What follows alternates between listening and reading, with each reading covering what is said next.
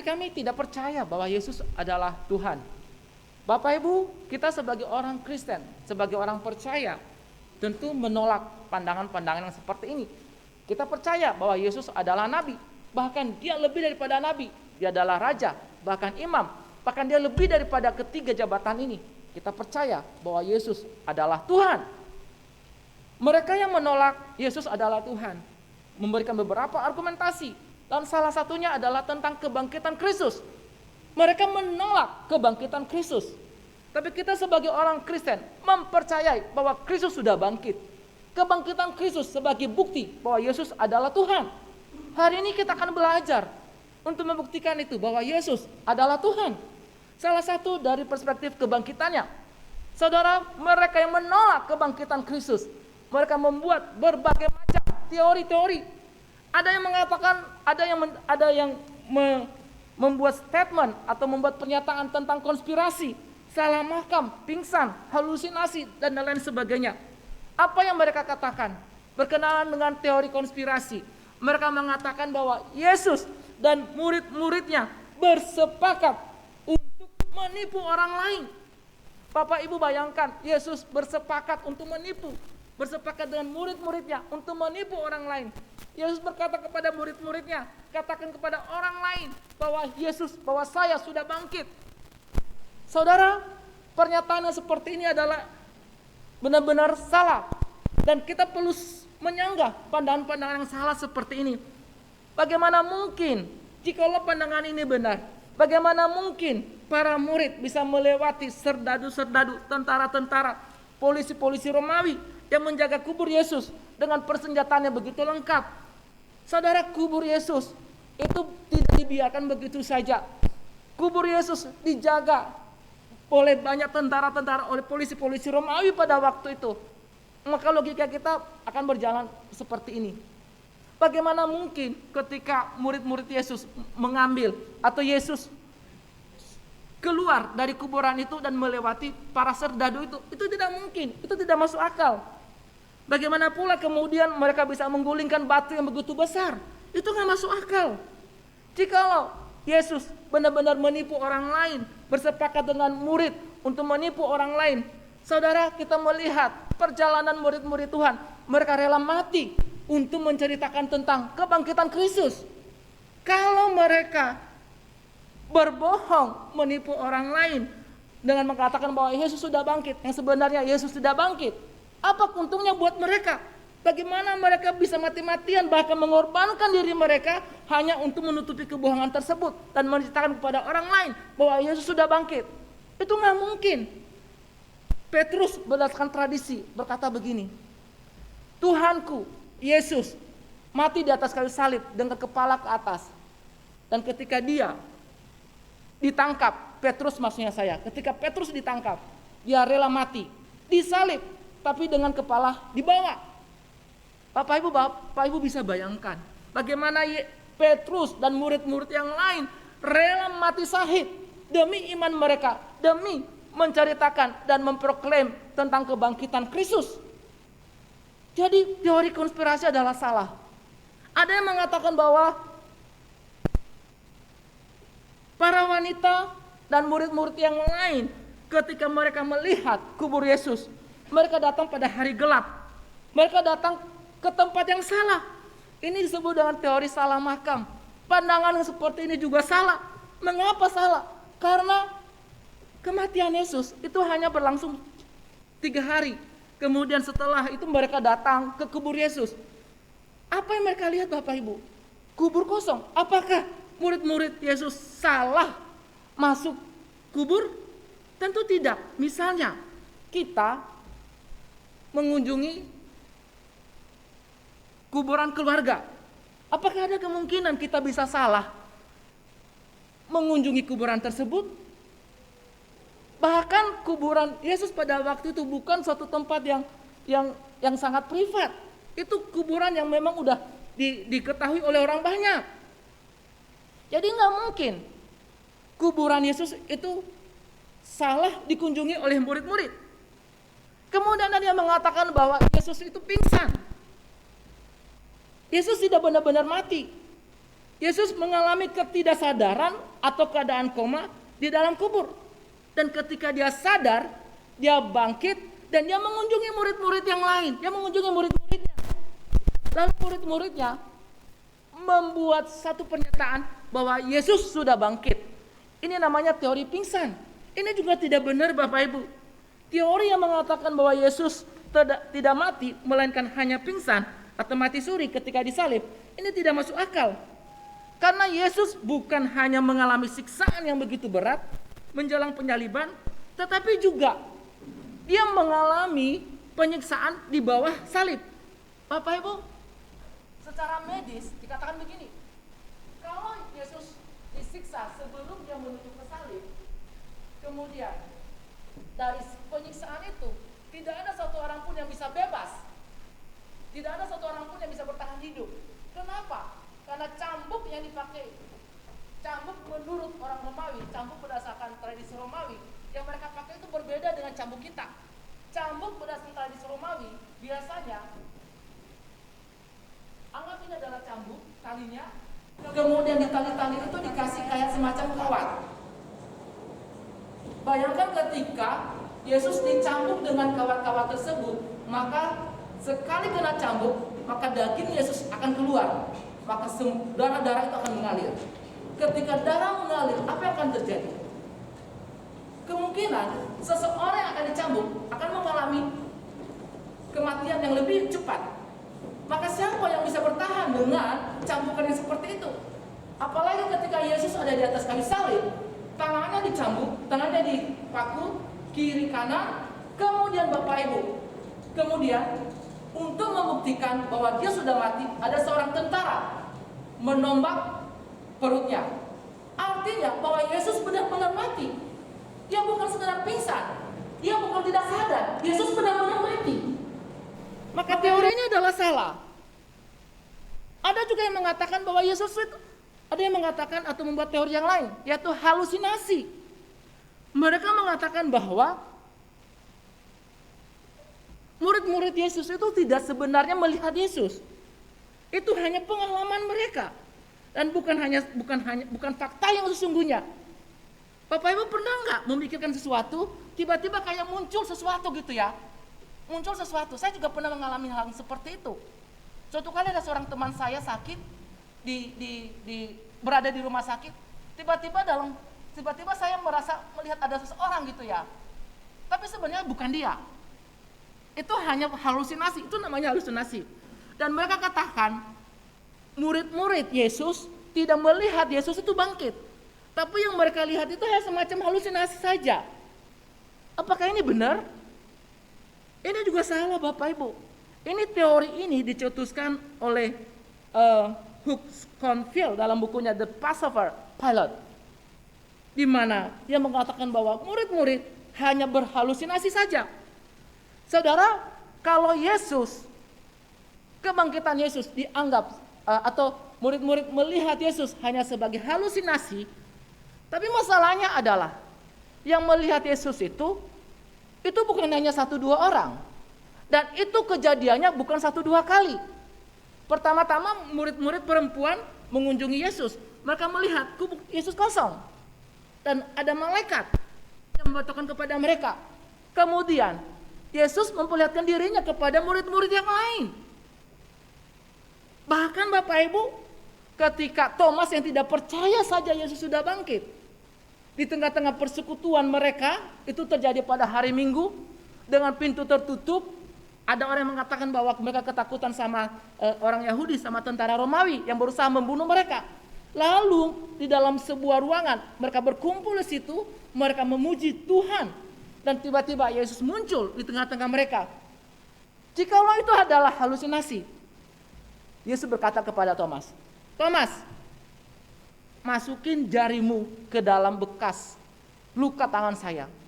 Kalau itu halusinasi, maka Thomas menjadi orang gila. Dia masukin tangannya, tapi nggak ada Yesus di situ. Kalau itu halusinasi, kenyataannya setelah Thomas memasukin jarinya ke dalam lubang bekas luka tersebut, Thomas berkata apa? "Ya Tuhan, ya Allahku." Apalagi ketika Yesus menunjukkan dirinya kepada banyak murid-murid, 500 murid. Dan sebelum dia pada waktu dia naik ke surga, dia juga menampakkan diri ke situ. Apakah itu halusinasi? Itu bukan halusinasi. Saudara, ada banyak teori-teori. Ada yang mengatakan legenda, ada yang mengatakan salah orang. Saya tidak jelaskan seperti itu. Saya tidak jelaskan teori-teori ini. Tapi yang ingin saya katakan kepada kita Bapak Ibu, Yesus sudah bangkit. Tema kita hari ini adalah Yesus sungguh hidup. Yesus bukan hanya hidup. Saya senang dengan tema ini. Tapi dikatakan Yesus sungguh hidup. Artinya Yesus sungguh-sungguh hidup. Ada banyak orang menolak kebangkitan Kristus. Tetapi kita mempercayai bahwa Yesus sungguh hidup. Yesus sungguh hidup membuktikan 3 hal berdasarkan teks kita. Yang pertama adalah Dia adalah Tuhan. Yang kedua, Dia telah bangkit. Yang ketiga, Dia sanggup menyelamatkan kita. Ketiga-tiga poin ini ada di dalam teks ayat yang sudah kita baca tadi. Bisa ditunjukkan dulu. Roma 10 ayat 9 sampai dengan ayat yang ke-10.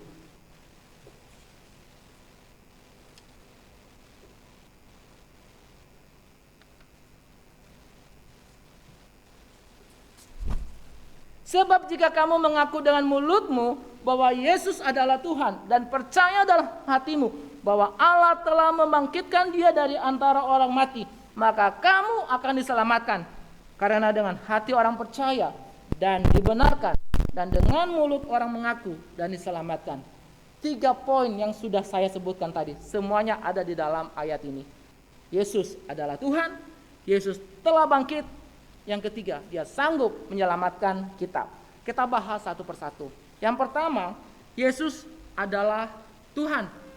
Bapak Ibu, seperti tadi saya katakan bahwa ada orang mengatakan, ada orang mempercayai Yesus adalah Nabi. Tetapi mereka tidak mempercayai bahwa Yesus adalah Tuhan. Firman Tuhan menegaskan kepada kita bahwa Yesus adalah Tuhan. Sebab jika kamu mengaku dengan mulutmu bahwa Yesus adalah Tuhan. Pertanyaannya, siapa Tuhan yang dimaksudkan di dalam ayat ini? Siapa Tuhan yang dimaksudkan dalam ayat ini? Ada 2 teori yang salah tentang pandangan ini Bapak Ibu. Pertama, mereka mengatakan bahwa ketika Yesus disebut Tuhan di sini, itu hanya semacam penghormatan. Iya Tuhan, menghormati. Tetapi dalam hatinya tidak mengakui bahwa Yesus adalah Tuhan.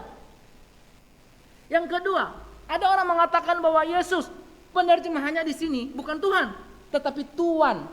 Tuan. Ini Tuhan 5 kata, ini Tuan. Kalau bahasa Inggrisnya Sir.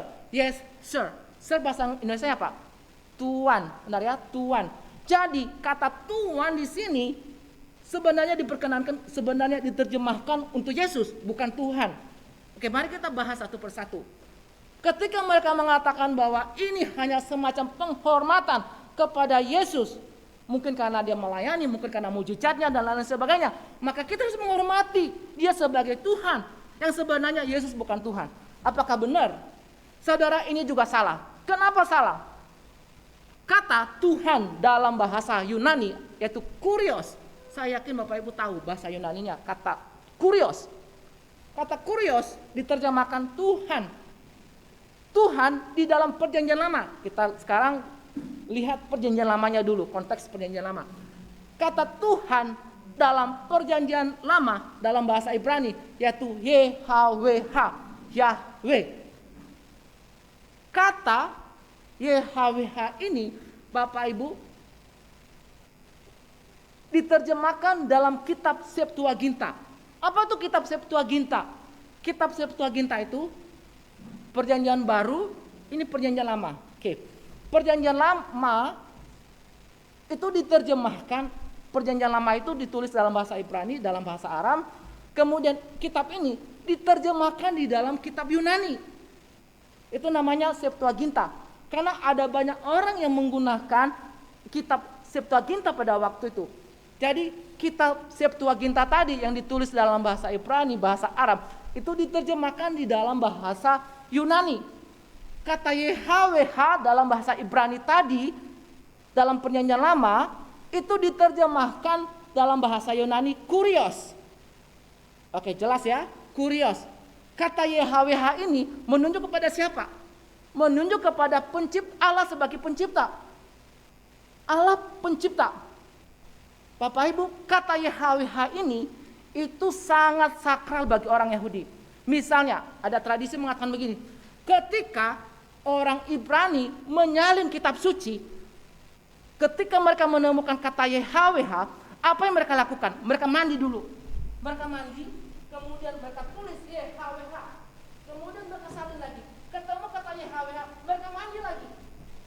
Jadi seberapa banyak mereka menemukan kata YHWH, segitu juga mereka mandi.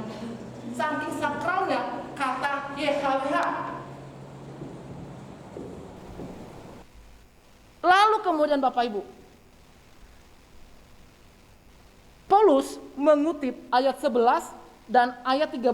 Kita lihat sebentar ayat 11 dan ayat 13.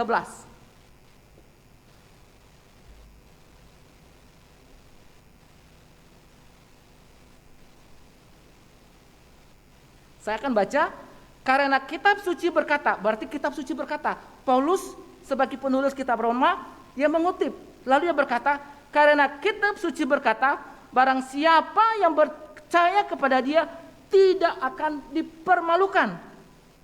Oke, ayat 13. Sebab barang siapa yang berseru kepada nama Tuhan akan diselamatkan. Berarti dia di ayat 11 menunjuk kepada ayat 13 yaitu Tuhan. YHWH.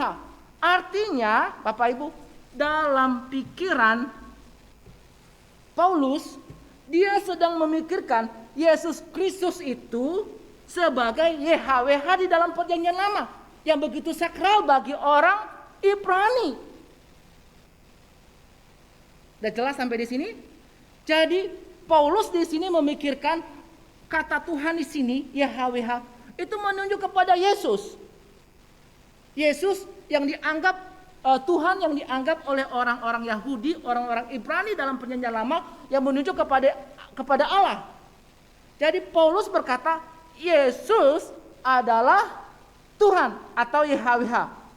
Tadi saya katakan Bapak Ibu, di dalam kitab Septuaginta kata YHWH diterjemahkan kurios. Kemudian Paulus menggunakan kata Tuhan, di sini juga kurios. Bahkan di dalam kitab Septuaginta kata YHWH diterjemahkan 600 kali lebih menjadi atau terjemahannya kurios. Artinya Bapak Ibu, ketika Paulus mengatakan Yesus adalah Tuhan, ini artinya Yesus memiliki natur dan sifat yang sama dengan Tuhan atau YHWH. Dan inilah yang menjadi iman kita. Yesus adalah Tuhan.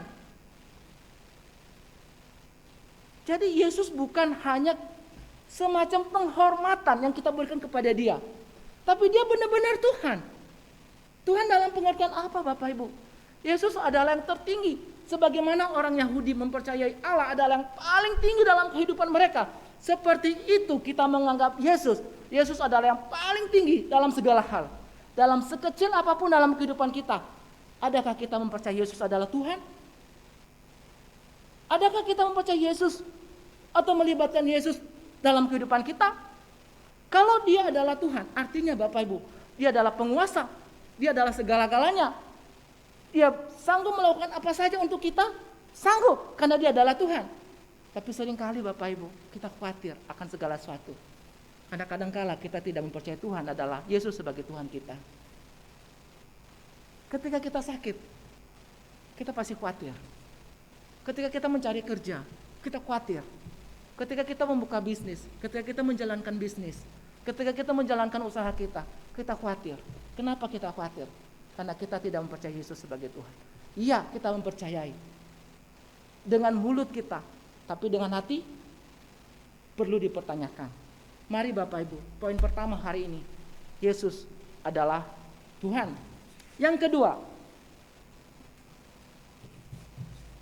Yesus telah bangkit. Yesus telah bangkit. Tadi saya lupa menjelaskan kepada kita bahwa ada orang yang mengatakan bahwa Tuhan di situ diterjemahkan sebagai Tuhan.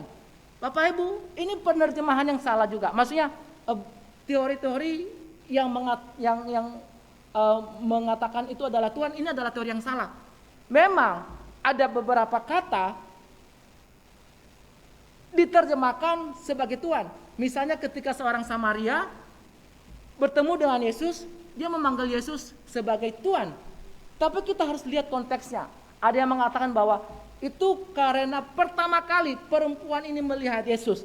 Dan kemungkinan dia belum pernah mendengarkan sapa Yesus. Dan ketika dia bertemu kepada Yesus, maka dia memanggil Tuhan. Misalnya sama halnya ketika kita memanggil seseorang. Sir, sir. Tapi kita nggak kenal dia. Tapi kita memanggil dia, Sir, Tuhan. Bisa ada kemungkinan perempuan Samaria ini ketika bertemu dengan Yesus, dia memanggil Yesus sebagai Tuhan, bukan sebagai Tuhan. Tetapi secara mayoritas, penerjemahan kata ini selalu dipakai menggunakan kata Tuhan. Jadi, sekali lagi saya tegaskan kepada kita bahwa Yesus adalah Tuhan. Yang kedua, Yesus telah bangkit. Sebab jika kamu mengaku dengan mulutmu bahwa Yesus adalah Tuhan dan percaya dalam hatimu bahwa Allah telah membangkitkan dia dari antara orang mati, maka kamu akan diselamatkan. Allah telah membangkitkan dia dari antara orang mati. Kebangkitan Yesus menunjukkan bahwa dia adalah Tuhan. Kalau dia bukan Tuhan, saya yakin dia tidak akan bangkit. Tapi jangan salah Bapak Ibu, di dalam Alkitab ada beberapa orang yang bangkit. Misalnya siapa? Elia pernah membangkitkan seorang anak, benar ya? Seorang anak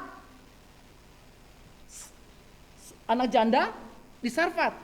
Dia hidup di dalam perjanjian baru. Siapa yang bangkit? Lazarus. Siapa lagi? Jadi ada banyak Bapak Ibu cerita-cerita atau referensi kepada kita bahwa ada banyak orang bangkit di dalam Alkitab. Tetapi pertanyaannya, apakah mereka yang bangkit itu adalah Tuhan? Mereka bukan Tuhan. Kenapa? Karena kebangkitan Yesus dengan kebangkitan orang-orang yang sudah yang meninggal dan kemudian hidup ini itu berbeda. Bedanya ada di mana? Yesus setelah bangkit hidup selama-lamanya. Tetapi orang-orang yang saya ceritakan tadi setelah hidup, bangkit, lalu mati lagi. Jadi berbeda.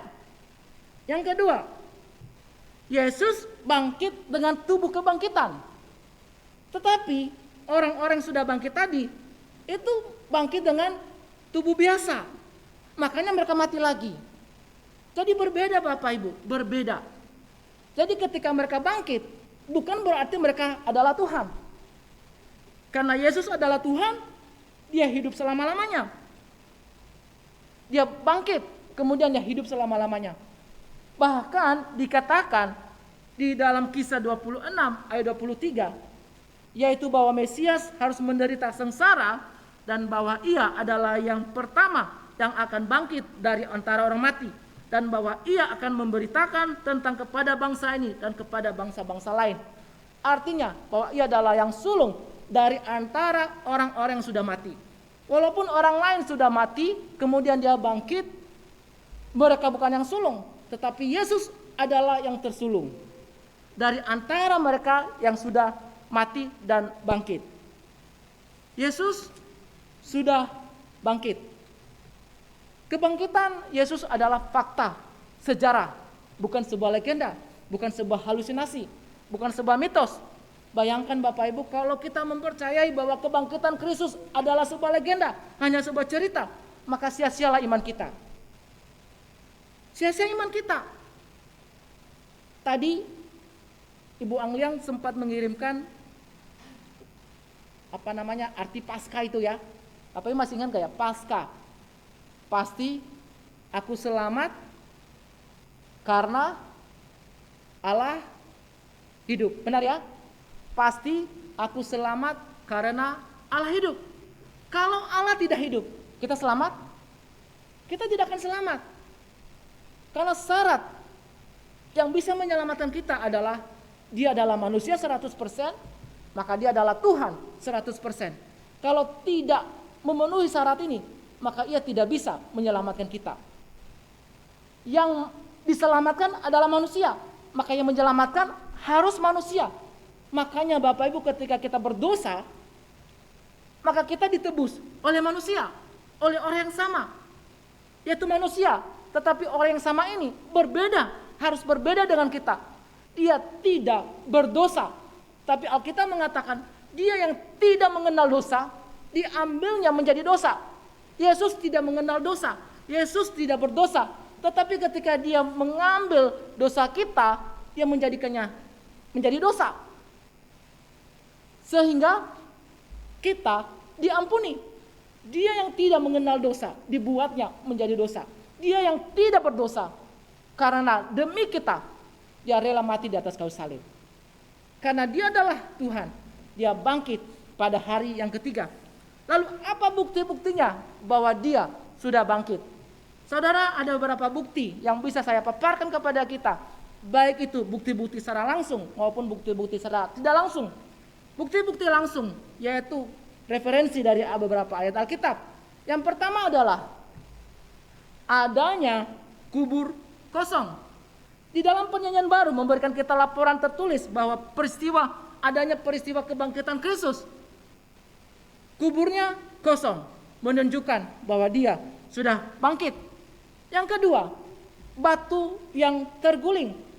Ada dugaan mereka yang tidak percaya atau yang skeptis mengatakan bahwa murid-muridlah yang menggeser batu yang besar itu. Saudara, mampukah murid-murid menggeser batu tersebut? Yang kedua, beranikah mereka datang ke kuburan itu dengan pengawalan yang ketat dari para tentara? Kemudian mereka mengambil mayat Yesus dari kuburan tersebut. Saya yakin mereka tidak berani. Jadi ini nggak masuk akal. Batu yang terguling membuktikan bahwa Yesus sudah bangkit. Yang ketiga, bukti-bukti tentang kebangkitan Yesus adalah penampakan Yesus kepada murid-muridnya. Bukan hanya 1-2 orang, tetapi banyak murid. Ketika dia bangkit, dia memperlihatkan dirinya kepada banyak murid. Yang keempat adalah perubahan yang terjadi di dalam diri murid Yesus. Misalnya di dalam Lukas pasal 24 ada 2 orang Emmaus yang sedang berjalan. Mereka begitu sedih. Dalam perjalanan mereka sedang bercakap-cakap, tiba-tiba ada muncul orang lain yang juga ikut ngobrol sama mereka dalam perjalanan. Kemudian mereka singgah, mereka makan. Tiba-tiba orang yang bersama mereka itu menghilang. Mereka baru sadar bahwa orang yang sedang bersama mereka itu adalah Tuhan Yesus. Dan setelah itu apa yang mereka lakukan?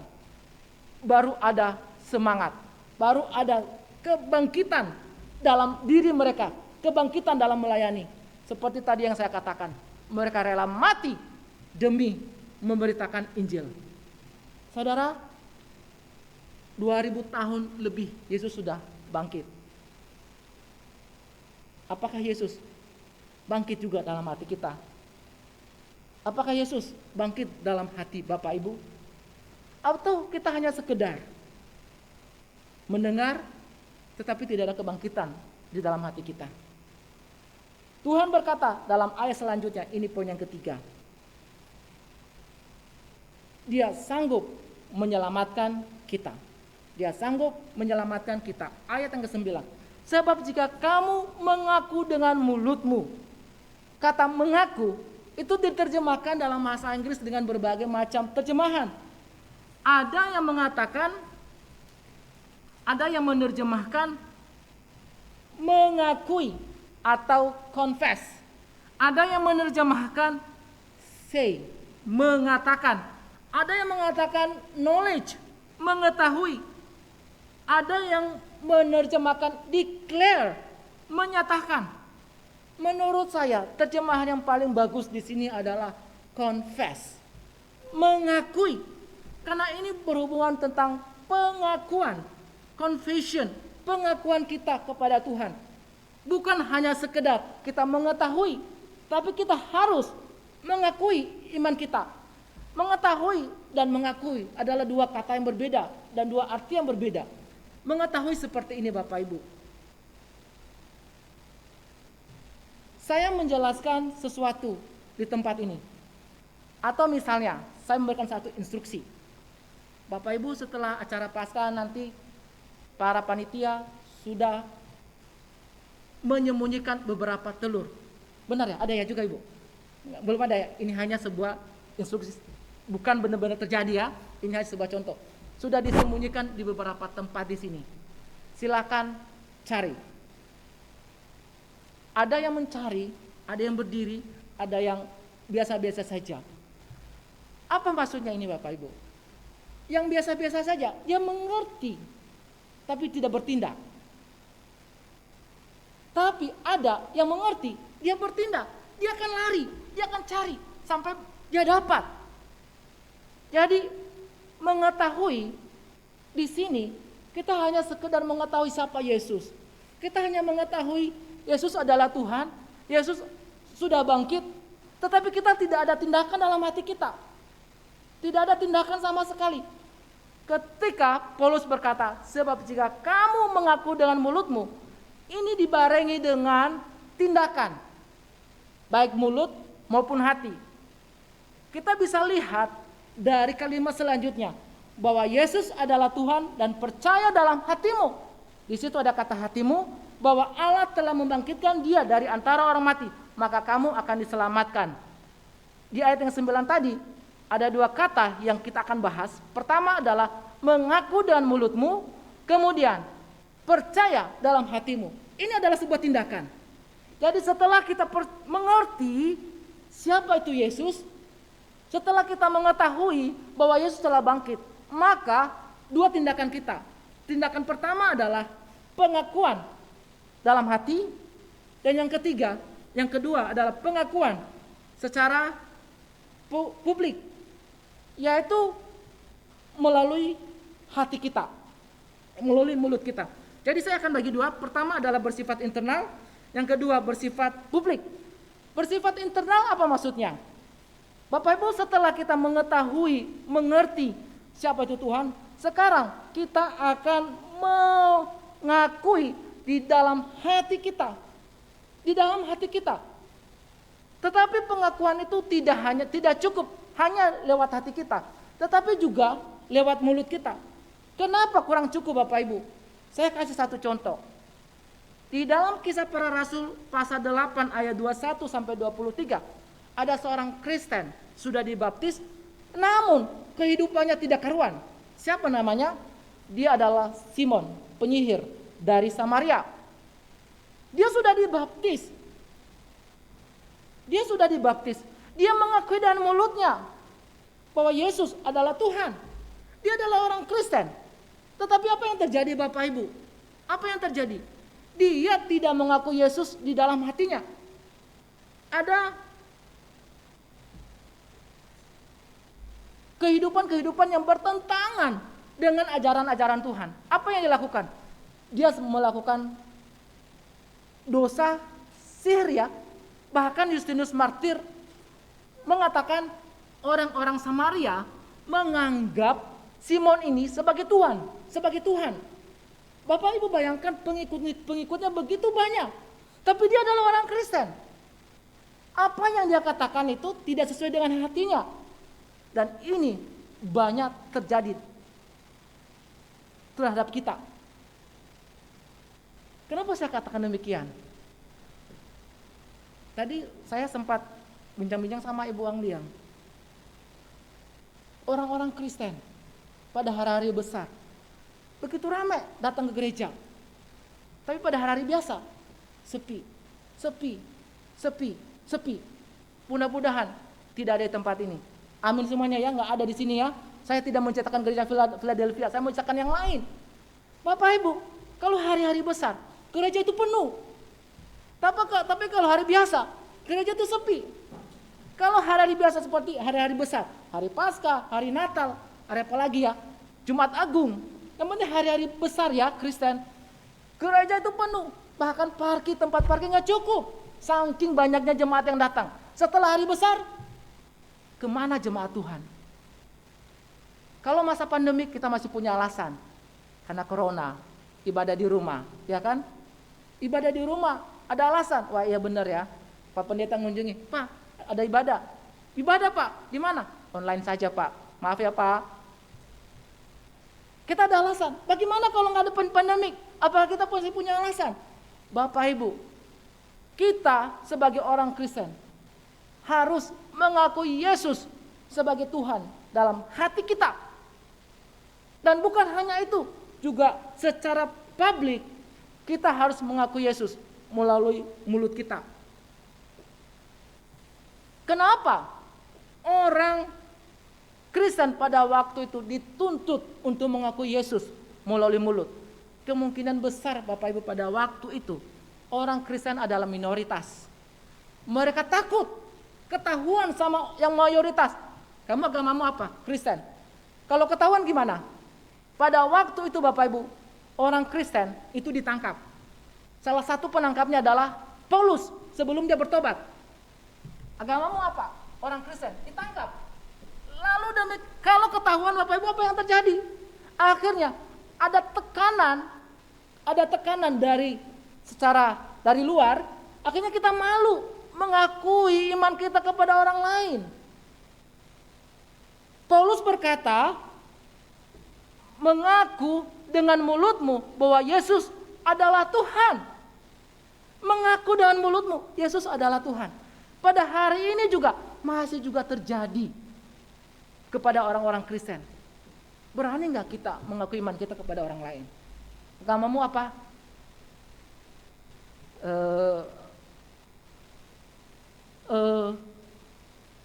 Kristen. Malu kita mengakui iman kita. Apalagi memberitakan iman kita kepada orang lain. Jadi pengakuan kita tuh ada dua Bapak Ibu. Yang bersifat internal, yaitu hati kita. Bagaimana kita menjadikan Tuhan di dalam hati kita, hidup di dalam hati kita, dan bagaimana kita mempercayai Yesus bangkit juga dalam hati kita. Bangkit dalam hati kita seperti apa? Kalau sebelumnya kita tidak pernah memberitakan Injil kepada orang lain.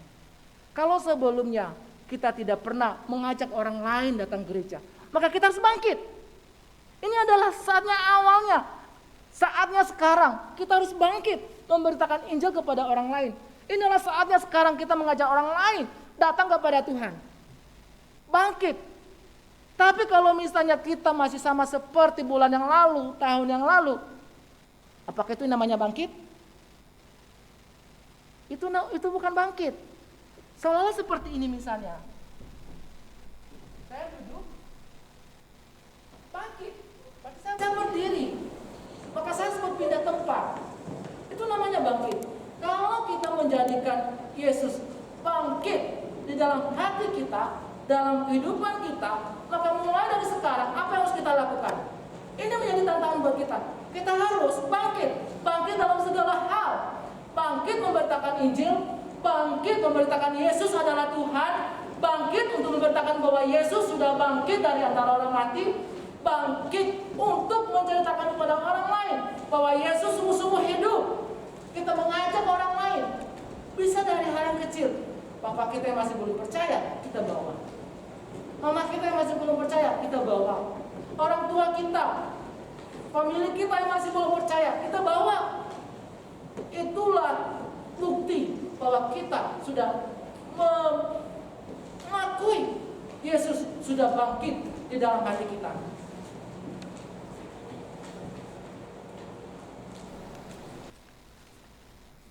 Ada 3 poin yang kita pelajari hari ini. Yang pertama, Dia adalah Tuhan.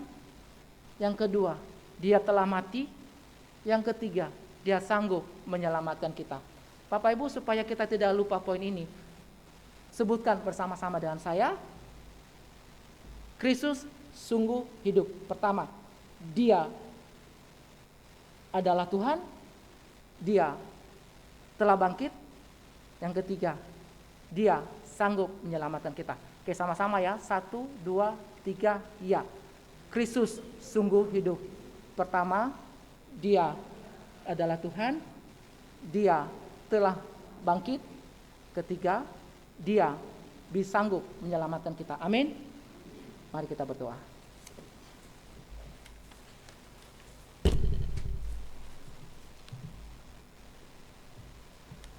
Mohon penginjil Bu Angliang mengucap syukur atas firman Tuhan yang sudah kita dengar.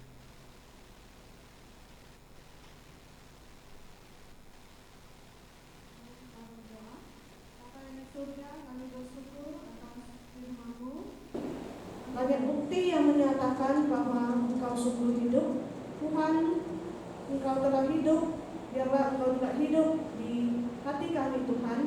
Kami berdoa, Tuhan, bukan saja kami tahu secara pengetahuan, tetapi biarlah kebangkitan-Mu bisa memiliki dampak dalam kehidupan kami, sehingga kami mau bangkit bagi-Mu, Tuhan. Kami berdoa sehingga kehidupan kami memiliki perubahan, menjadi orang Kristen yang sungguh menyatakan Kristus sungguh hidup dalam hidup kami. Kami berdoa dan serahkan kami semua pada Philadelphia, kiranya Tuhan yang membangkitkan kasih kami kepadamu, dan kami sungguh mau hidup bagi-Mu, Tuhan, dan mau Tuhan menyatakan pengharapan ini juga kepada orang lain yang masih belum mendengar tentang kabar baik